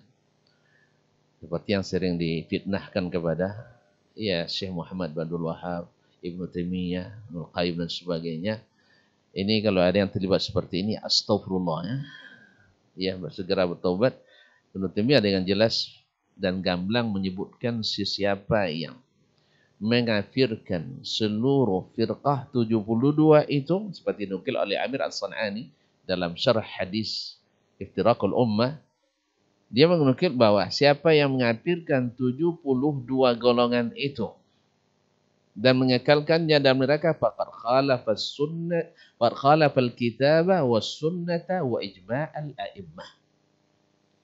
Siapa yang mengafirkan 72 golongan itu, maka dia telah menyalahi Al-Quran, menyalahi as-sunnah, dan menyalahi ijma'nya para imam. Demikian juga yang dinukil dan dalam kitab-kitab Syekh Muhammad bin Wahab sendiri. Ini saya katakan ini karena memang yang tertuduh selalu ini. Ya. Padahal Syekh tidak pernah ketemu sama Syekh, tapi dituduh juga murid Syekh Muhammad bin Wahab. Masyaallah. Padahal di Madinah tidak ada materi Al-Wahabiyah, tidak ada. Tidak ada aliran Wahabiyah, tidak pernah dipelajari akidah. Tapi kita diarahkan pada Al-Quran wa Sunnah ala manahijil a'immah wa khasad as-salaful ummah. Itu yang diarahkan. Ini tidak ada harus ikut manhaj Wahabi dan itu tidak ada sama sekali materinya. Bahkan nama-nama itu pun tidak pernah disebut. Oleh itu kaum muslimin dan muslimat dirahmati Allah. Beliau juga mengatakan wala nukaffir ahlal qiblati illa man kafar Allah wa rasul. Kecuali yang dikafirkan Allah dan Rasulnya. Ya, kalau Allah dan Rasul menyebutkannya kafir, ya kita sebut kafir. Kaman angkara asyhadatain. Siapa yang tidak mau mengucapkan dua kalimat syahadat. Ini jelas. Cuman masalahnya ada dai-dai yang penimbul fitnah yang mengatakan itu perkataan Syekh padahal Syekh minha bara. Bara'ata Yusuf bara'ata az-zi'b min dami Yusuf. Seperti bebasnya serigala dari darah Yusuf alaihissalam. Ma'asyarul kiram dirahmati Allah. Nah, 72 potensi masuk neraka. Allah yang tahu apakah mereka sampai kapan nerakanya, atau ada yang mungkin tidak dimasukkan karena amalan yang lain yang unggul, itu tahta masyiatillah tabaraka taala. Selama dia tidak keluar dari Islam dengan bid'ahnya. Ma'asyarul kiram. Kemudian kecuali satu. Nah, kalau kita amati bahwasanya kalau kita amati kita bicara tentang ayat-ayat atau tentang masalah perpecahan umat. Allah Subhanahu wa taala selalu mengingatkan untuk bertakwa kepada Allah, bersatu padu dengan ininya. Misalnya ayat wa'tasimu bihablillahi jami'an wa la tafarraqu. Itu sebelumnya ayat ya ayyuhalladzina amanu taqullaha haqqa tuqatih wa la tamutunna illa wa antum muslimun. Hai orang-orang beriman, bertakwalah kepada Allah dengan sebenar-benar takwa. Apa takwa? Ya, definisinya kan jelas. Laksanakan perintah, tinggalkan larangan. Itu yang takwa. Kalau baru datang perintah, wa'tasimu bihablillahi jami'an. Berpegang teguhlah dengan tali agama Allah semuanya. Wala tafarraqu. Dan jangan kalian bercerai-berai. Kalau semuanya, ini khitab bisa semuanya ke jamak wala tafarraqu wa'tasimu, atau bisa kepada ad-din hablillah jami'an, yaitu seluruh yang ada dalam agama Allah. Dukung dengan ayat ketika Allah berwasiat kepada para nabi an aqimud dina wa la tatafarraqu fihi fanasu hadzam mimma dzukkiru bih, yaitu dirikan agama, jangan kalian berpecah belah di atasnya. Tapi mereka melupakan hadzan, sebagian. Maka meninggalkan sebagian agama, walaupun melaksanakan sebagian, ini potensi untuk tafarruq. Misalnya, ya, dalam masalah akidah dipakai sebagian hadis, ditolak sebagian besar hadis. Ini meninggalkan sebagian agama. Ini meninggalkan sebagian agama. Kemudian sunnah dalam masalah ini, kemudian ada yang dianggap baik dimasukkan dalam agama, ditinggalkan sunnah, dilaksanakan, ini meninggalkan sebagian dari agama. Makanya sebagian ulama Syekhul Islam ketika membahas hadis wala tahasadu wala tanajashu wala tabaghadu wala tadabaru. Dari kalimat wala tabaghadu, jangan saling membenci. Ini secara eksplisit ada larangan untuk melakukan sesuatu yang baru dalam agama, non sunnah. Ya. Apa sebab? Karena inilah yang selalu melahirkan saling membenci di antara kaum muslimin.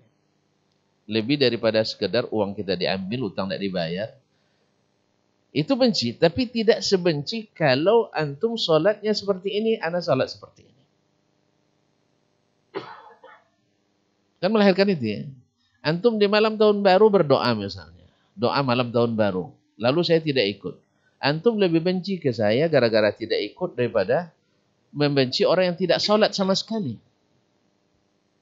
Orang yang tidak sholat sama sekali, antum masya Allah masih kasihan itu. Kan dia masih muslim juga.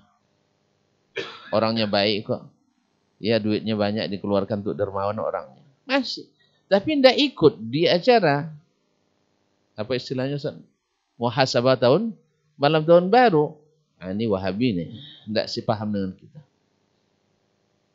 Makanya kaum muslimin, segala sesuatu mengadakan dalam agama pasti lebih menimbulkan kebencian daripada hanya sekedar misalnya terpijak kaki kita oleh orang lalu dinamakan selesai.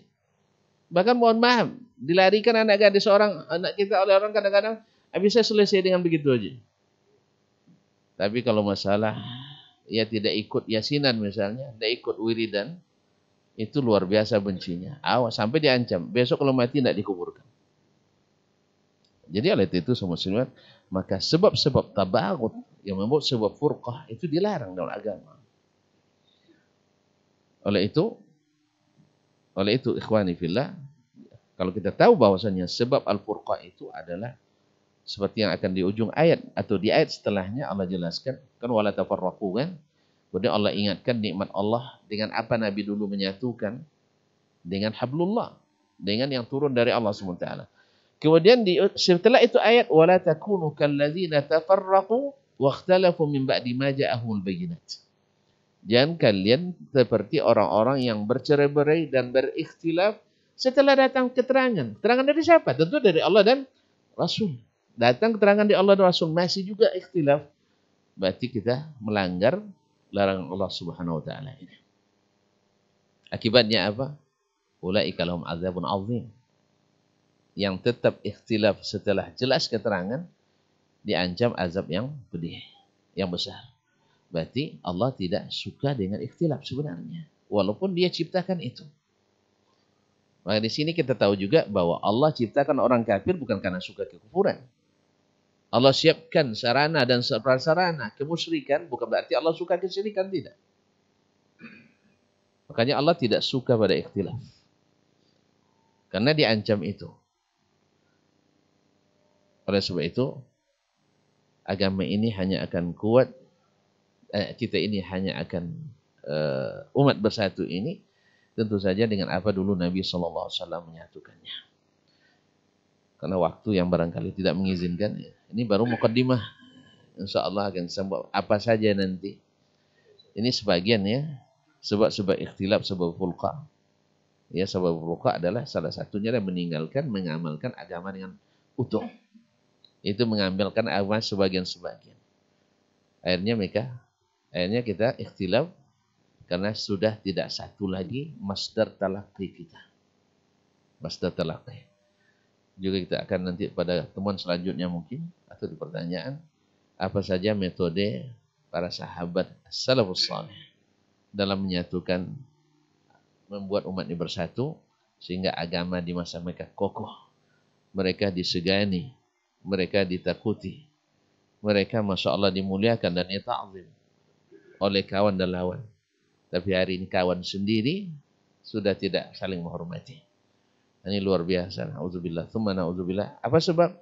Karena kita sudah meninggalkan sebagian dari agama karena mengikuti apa yang kita inginkan dan kadang-kadang atas kepentingan kita sendiri.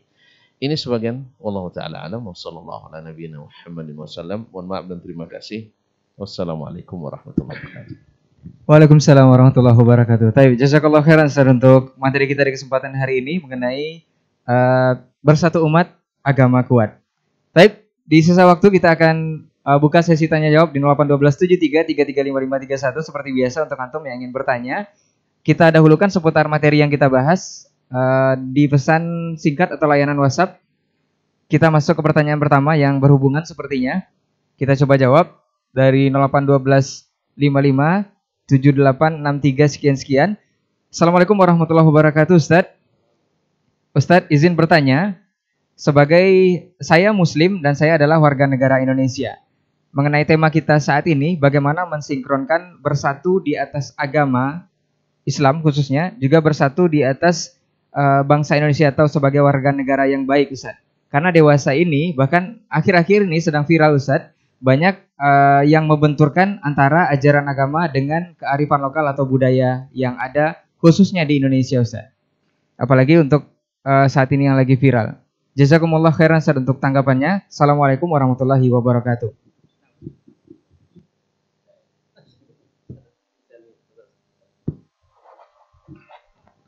Bismillahirrahmanirrahim. Para masyayikh yang saya muliakan, saudaraku yang bertanya. Dan alhamdulillah pertanyaan jelas ya, bagaimana sinkronisasi antara bersatunya kita di atas agama dengan sebagai warga negara. Ya subhanallah, ini jelas bahwa seperti yang disampaikan tadi, bahwa kita ini kalau sudah berpegang teguh kepada agama kita dengan kembali kepada agama yang benar, agama yang dilakukan, dipahami dan dilakukan, yang diamalkan oleh Rasulullah dan para sahabatnya, kemudian orang-orang yang setelah itu, insya Allah kita akan bisa bersatu. Kita ini disatukan di atas iman kepada Allah Subhanahu Wa Taala. Bahkan ikatan iman yang paling kuat itu adalah al-muwalatu fillah. Itulah ikatan iman yang paling kuat. Ya kalau kita menjalankan agama kita yang mulia ini dengan benar, insya Allah kita sebagai warga negara ini akan setia kepada negara kita, akan cinta kepada negara kita, akan betul-betul menjunjung tinggi nilai negara kita. Apalagi kita di negeri Melayu ini, di tanah Melayu ini, kalau kita berbicara tentang kebinekaan tunggal, Bhinneka Tunggal Ika, atau bicara tentang cinta terhadap negara Melayu ataupun negeri Melayu ini, itu sudah memberikan andil besar terhadap bangsa ini. Apalagi kita sebagai warga negara Muslim, tentu kita akan menjaga nilai-nilai, norma-norma yang ada di negeri ini. Nah, namun ada satu hal yang mesti kita jaga di dalam agama. Bahwa beragama itu mesti benar. Adapun nilai-nilai, norma-norma yang akan merusak akidah kita, ini yang mesti kita jaga. Ini yang mesti kita jaga. Jadi kita tidak bisa benturkan itu antara kecintaan kita terhadap agama dengan negeri kita ini, tidak bisa dibenturkan. Bahwa nilai-nilai agama itu justru akan menjaga negeri ini, akan kita bisa bersemangat untuk mempertahankan negeri ini. Bahkan nilai-nilai Islam itu sendiri, subhanallah, ya, di mana kita bahkan sampai pada tahapan nanti orang-orang yang ketika negerinya, kemudian tempat tinggalnya, kenyamanannya diganggu, maka di saat itu dia kalau sudah difatwakan atau dihimbau oleh pemimpin, maka di situ setiap muslim atau siapapun dari negeri ini wajib untuk ikut membela negaranya. Nah, oleh ikhwani kaum muslimin, kita sebagai muslim yang baik di negeri ini, maka kita menjalankan syariat ini dengan sebaik-baiknya, menjalankan perintah ini dengan sebaik-baiknya. Nah, ukuran kebaikan Islam sekali lagi ya bukan ukuran pada kebiasaan, tapi kembali ukurannya adalah pada dalil yang benar. Nah, terkait dengan bagaimana dengan budaya-budaya kita yang hari ini, sekali lagi saya katakan bahwa kita tidak bisa benturkan gitu ya, tidak dibenturkan antara budaya kemudian dengan agama. Agama mengakomodir apa saja yang ada di kearifan lokal itu. Agama mengakomodir, namun apa syarat-syaratnya? Tentu ini ya tidak tentu syaratnya tidak bertentangan dengan syariatnya. Nah, kalau kita menjalankan kearifan lokal, kemudian budaya kita, lalu kemudian mengurangi, menggeruskan nilai-nilai iman, tentu kita sebagai mukmin, ya kita harus bersikap bahwa kita harus menjalankan agama kita. Saya kira ya banyak kearifan lokal dan budaya-budaya yang insya Allah itu bagian daripada syariat kita. Mudah-mudahan Allah SWT kokohkan kita bersama dan Allah jaga negeri yang tercinta ini. Allah ta'ala bersama. Baik. Mungkin Ustaz Hilmi ada tambahan? Nah, Ustaz, fadhal.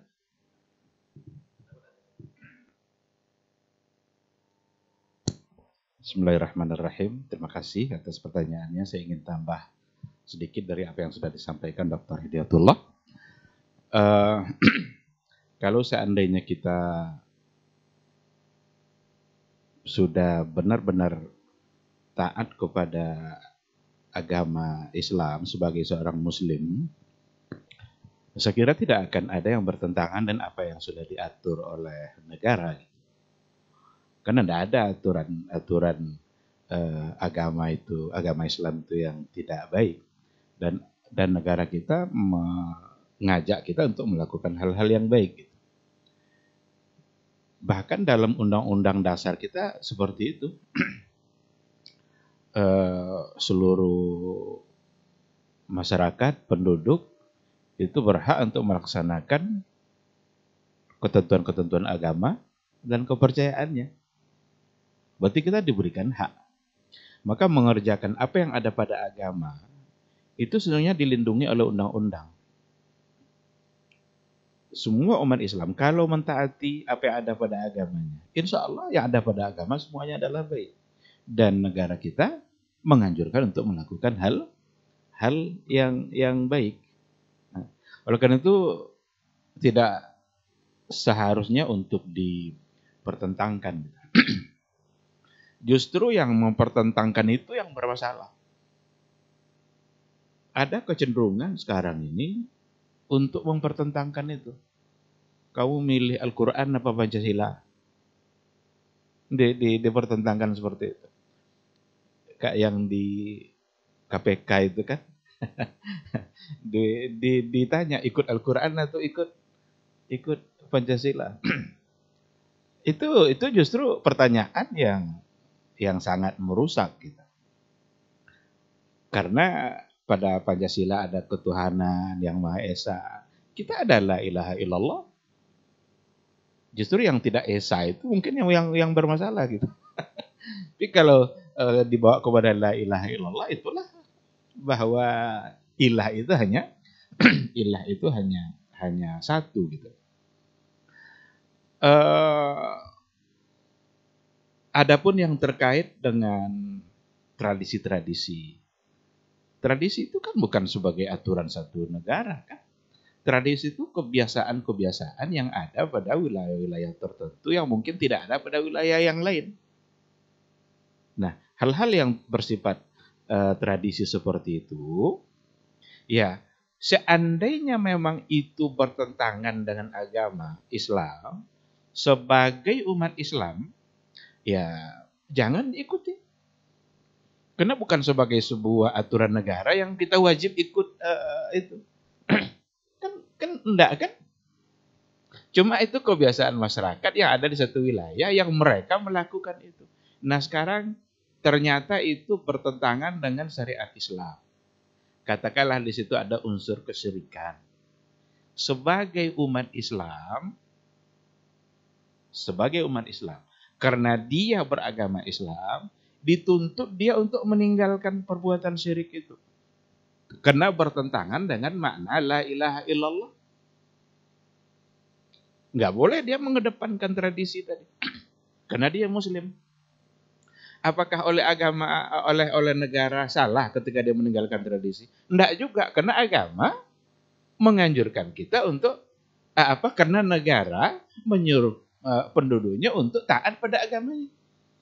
Jadi ketika ada tradisi yang salah menurut agama lalu ditinggalkan oleh negara, itu tidak akan bermasalah. Karena negara sendiri yang menyuruh agar penduduk itu beragama sesuai dengan, lalu salahnya di mana? Nah, oleh karena itu, tradisi-tradisi itu harus tidak bertentangan dengan agama Islam jika pelakunya muslim. Tapi kalau ada tradisi yang bukan dari golongan umat Islam, itu dari ketentuan agama yang lain, itu urusan mereka pula. Kalau dalam agama mereka buat itu, ya memang mereka tidak muslim. Kita tidak akan mempersoalkan karena itu adalah tradisi mereka. Bagaimana orang Nasrani tradisi mereka di hari Natal umpamanya, itu urusan mereka. Negara melindungi pula untuk melaksanakan agar mereka bisa melaksanakan sesuai dengan keyakinannya. Nah, oleh karena itu, ketika sebuah tradisi yang ada di kalangan umat Islam, yang ternyata tradisi itu salah oleh syariat Islam sendiri, maka harus ada yang menyampaikan bahwa itu salah. Syirik umpamanya, sesembahan, sembelih sapi ini kepalanya dilempar ke pantai sana.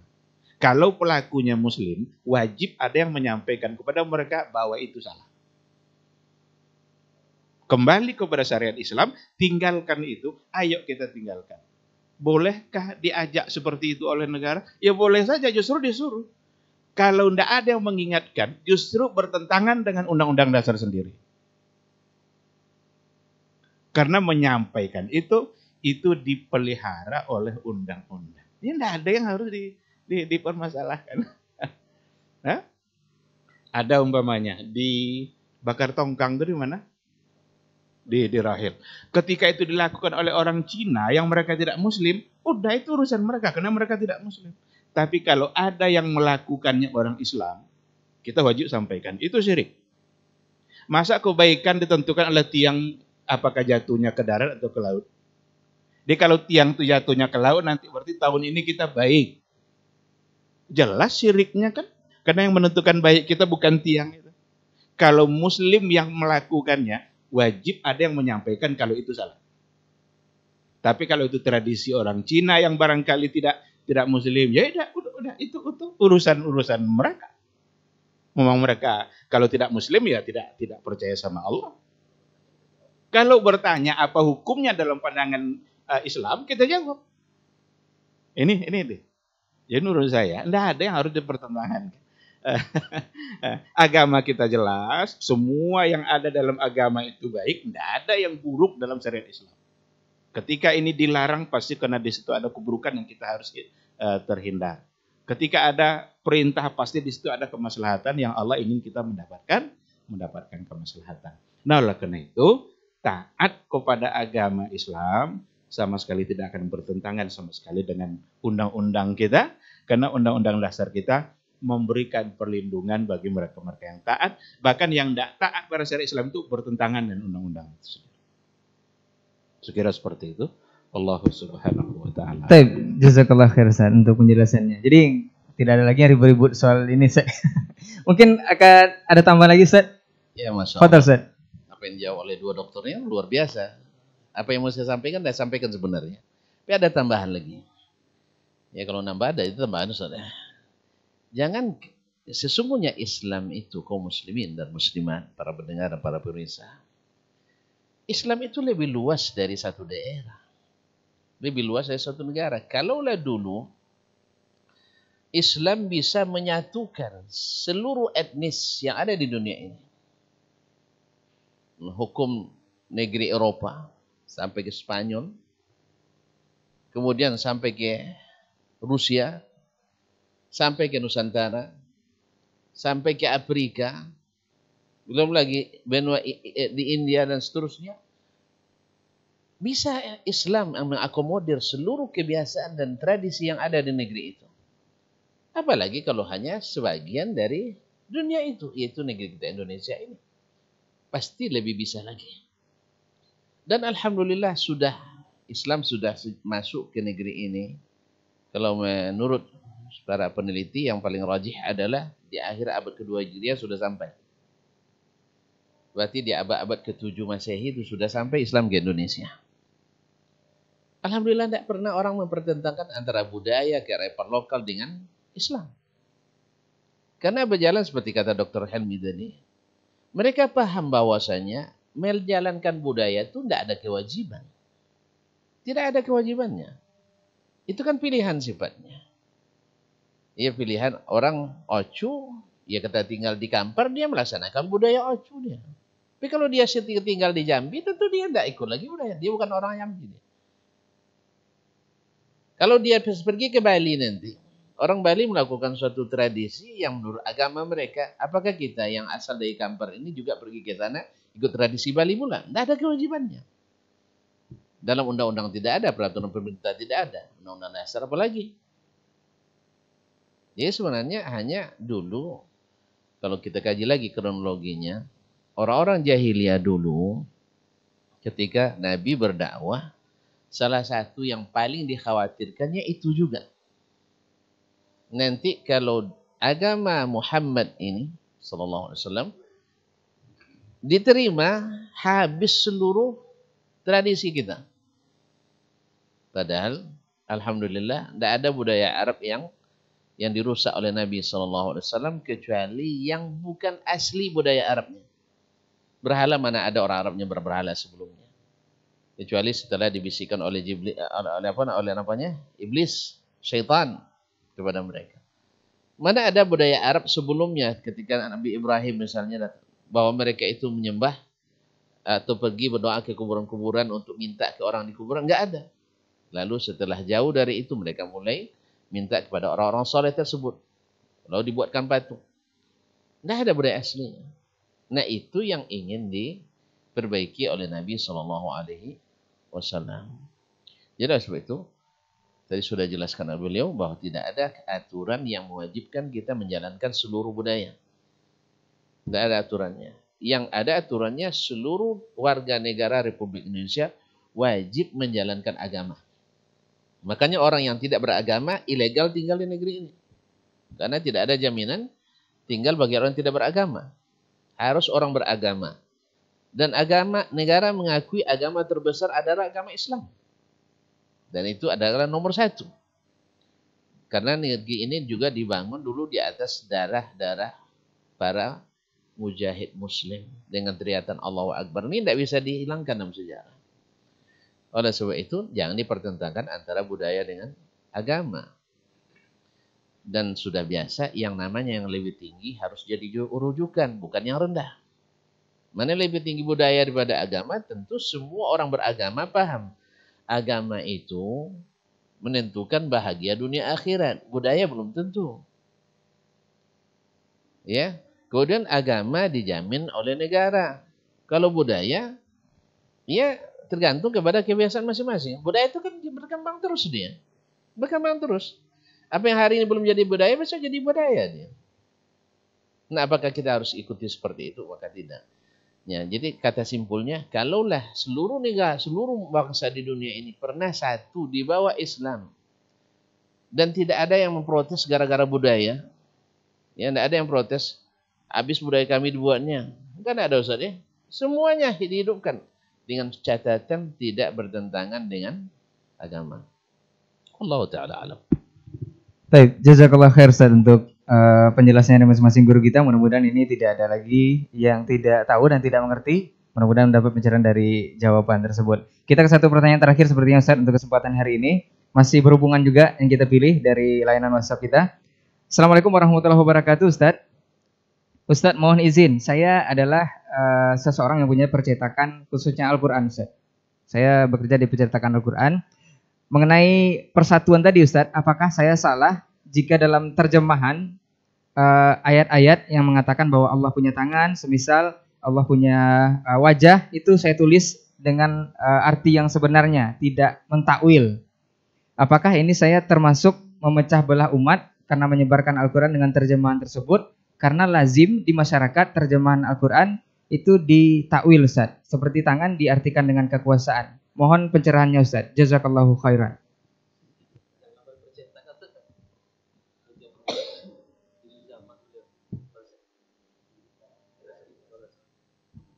Fadal Ustaz. Baik, bismillah wassalatu wassalamu ala rasulillah wa ala alihi wa sahbihi wa mawala ba'du. Nah, sebenarnya Al-Quranul Karim tidak bisa diterjemahkan. Karena dia kalam Rabbil Alamin.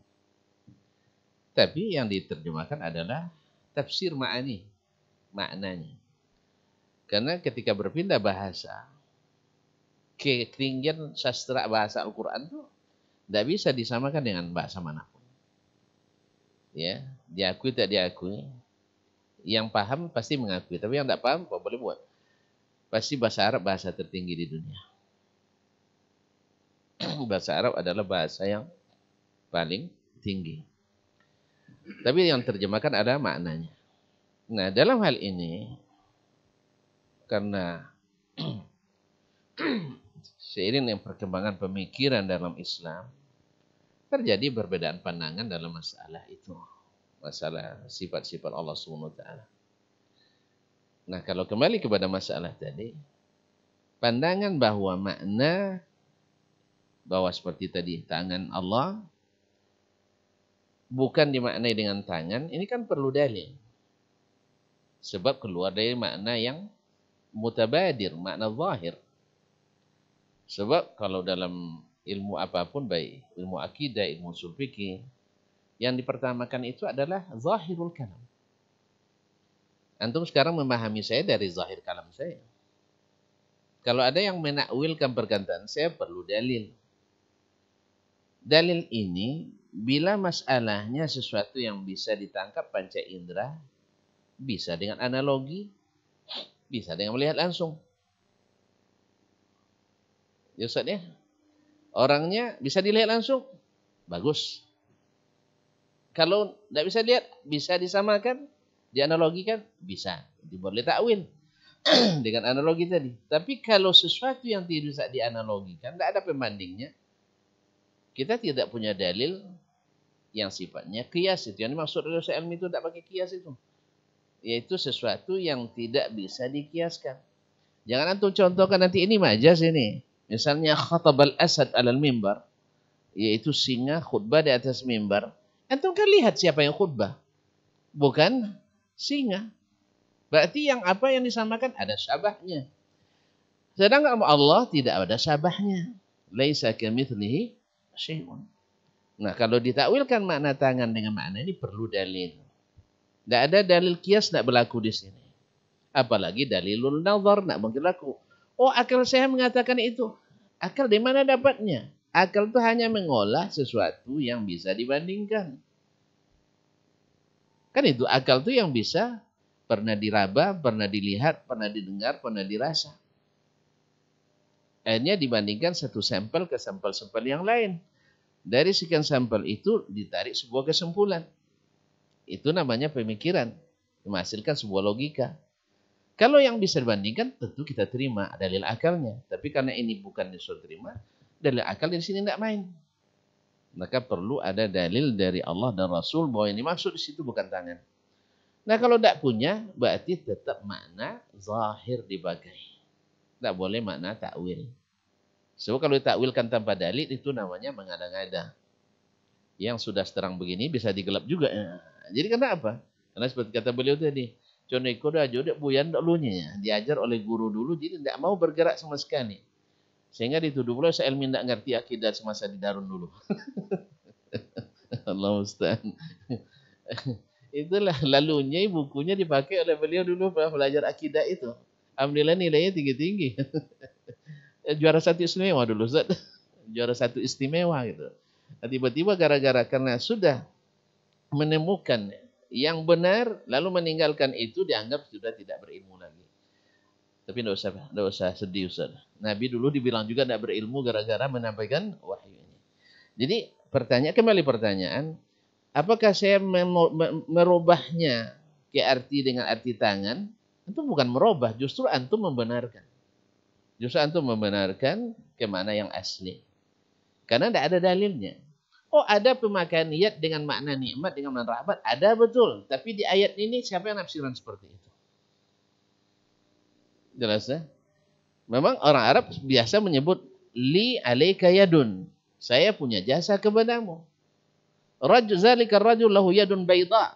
Dia punya tangan putih, bukan tangannya putih tapi suka memberi. Ada memang. Itu bisa dimajaskan karena sesuatu yang bisa terlihat, yang bisa dipadankan, yang bisa dikomparasikan, yang bisa dikiaskan. Karena ada wajah syabahnya. Kalau ini tidak bisa dikiaskan, maka tetap maknanya makna sangat kecuali ada dalilnya dalam masalah itu.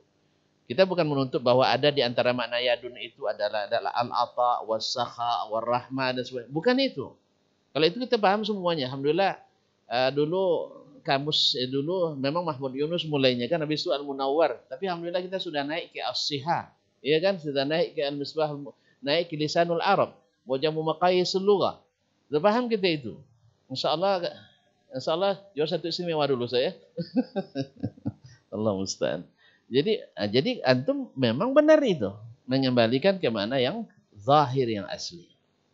Sedangkan yang menakwilkan perlu dalil dalam bab itu. Bukan mengkiaskan masalah ini ke masalah yang lain. Karena berbeda. Karena majas di sana, majas yang diterima. Apa sebab? Karena yang dikomparasikan makhluk dengan makhluk. Sekarang kita mau mengkomparasikan khalik dengan makhluk. Dan itu qiyas ma'al fariq. Wa huwa fasidul i'tibar. Yaitu mengkiaskan dua hal yang berbeda. Itu tentu saja rusak. Oleh sebab itu sekali lagi saya katakan. Itu yang antum lakukan itu sudah benar. Justru itu adalah amanah ilmu yang harus dilakukan. Tentu, tapi akan lebih elegan lagi bila itu disampaikan ke pihak yang terkait. Seperti yang pernah Anda lakukan dulu, saya diminta untuk merevisi sebuah terjemahan. Alhamdulillah ada beberapa orang reviewer, diantaranya saya sendiri, semuanya sepakat dengan apa yang saya katakan. Walaupun catatan saya lebih banyak. Ya, saya catatannya 136 lembar HPS. Iya, yang lain hanya sekitar 30-an. Saya memang suka coret-coret memang. Ya, di antaranya adalah yang itu. Di antaranya, tapi banyak lagi hal lain, yaitu dari sisi bahasa, Wallahu taala alam. Baik, jazakallah khair Ustaz. Ada tambahan Ustaz? Nah, fadhal Ustaz. Baik, terima kasih.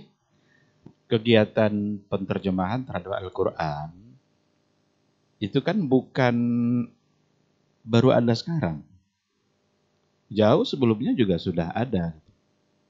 Dan kalau seandainya kita lihat Al-Quranul Karim yang diterjemahkan secara resmi ke dalam bahasa Indonesia, itu melalui lajnah pentashih. Ada lajnah para profesor, orang-orang Indonesia yang memang diakui dan mereka yang memutuskan.